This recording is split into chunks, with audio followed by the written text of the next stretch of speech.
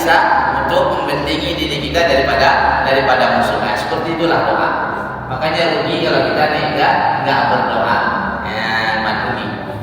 Imam Nawawi mengatakan apabila kita melakukan segala sesuatu senantiasa membaca doa, lebih-lebih doa yang diajarkan oleh Rasulullah, maka kita termasuk orang adz-dzakirinallaha katsiran wadz-dzakirat, laki-laki ataupun perempuan yang senantiasa mengingat Allah.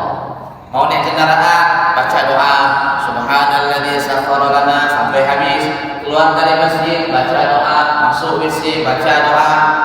Kita sudah tergolong ayat bahwasanya kita ini termasuk orang yang banyak mengingat Allah. Jadi ganjarannya apa bagi orang yang banyak mengingat Allah? Di ujung ayat tersebut, a'addallahu lahum maghfiratan wa ajran 'azima. Allah akan memberikan ampunan dan pahala yang besar bagi orang tersebut. Ya, itu dia.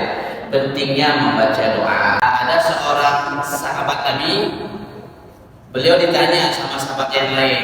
Saya lupa nama sahabatnya siapa. Wahai sahabat, bagaimana engkau mengetahui bahwa saya doa engkau ini dikabulkan apa tidak dikabulkan sama Allah? Ciri-cirinya.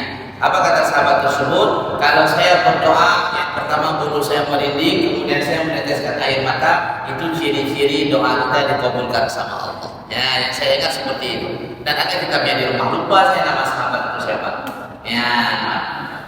Jadi memang kalau hati kita nggak khusyuk, memang nggak bisa merinding. Kalau hati kita nggak betul-betul fokus, memang nggak bisa menangis. Ya.